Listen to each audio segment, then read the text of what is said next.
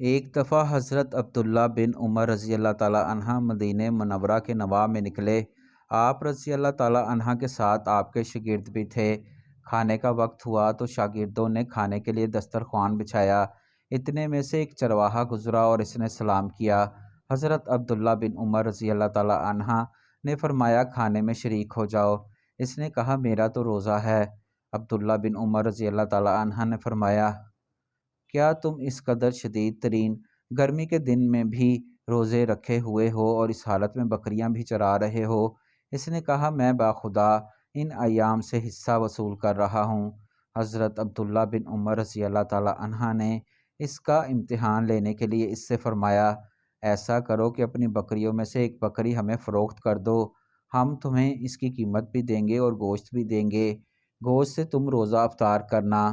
اس چرواہے نے عرض کیا کہ ان بکریوں میں سے کوئی ایک بھی میری نہیں بلکہ سب بکریاں میرے آقا کی ہیں۔ حضرت عبداللہ بن عمر رضی اللہ تعالیٰ عنہ نے فرمایا کہ اگر ایک بکری تمہارے مالک کو نہ ملی تو وہ تمہارا کیا کر لے گا؟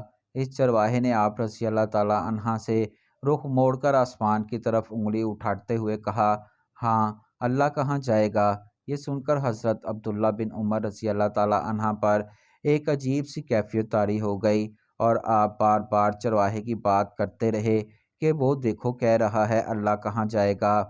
چنانچہ آپ رضی اللہ تعالیٰ عنہ جب مدینہ منورہ واپس تشریف لائے تو آپ نے چرواہے کے آقا سے وہ ساری بکریاں اور چرواہے کو خرید لیا، پھر چرواہے کو آزاد کر کے ساری بکریاں اسے بخش دیں۔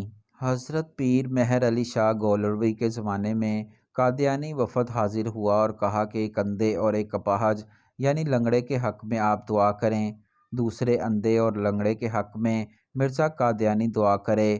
جس کی دعا سے اندھا اور لنگڑا ٹھیک ہو جائے وہ سچا ہے، اس طرح حق اور باطل کا فیصلہ ہو جائے گا۔ پیر صاحب نے جواب دیا کہ یہ بھی منظور ہے کہ مرزا قادیانی سے یہ بھی کہہ دیں کہ اگر مردہ بھی زندہ کرنا ہو تو آ جائیں، ہم اس کے لیے بھی تیار ہیں۔ لیکن مرزا قادیانی کو پیر صاحب کے سامنے آنے کی ہمت نہ پڑی۔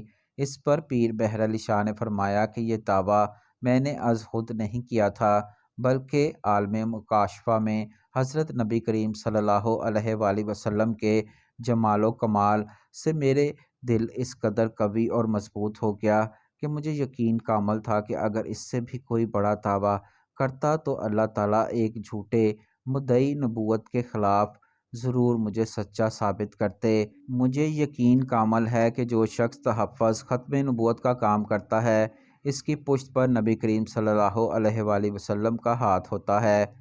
شاہ جی اپنے کتب خانے میں بیٹھے تھے کہ ایک مرید بھاگتے ہوئے اندر داخل ہوا، پھولتے ہوئے سانس سے بولا شاہ جی۔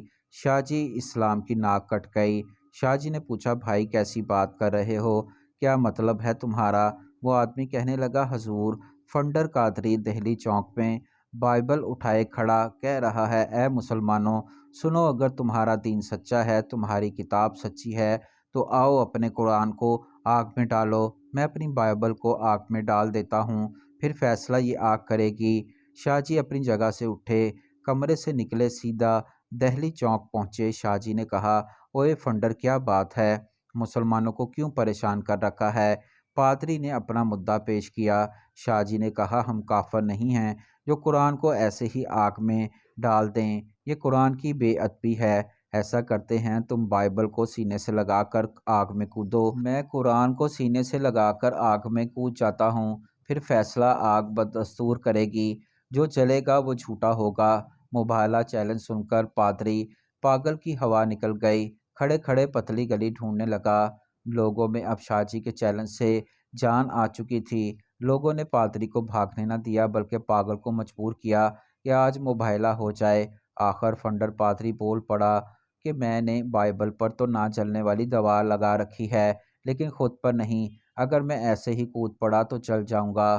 منت سماجت کر کے اس فنڈر پادری نے اپنی جان چھڑوائی اور رفو چکر ہو گیا۔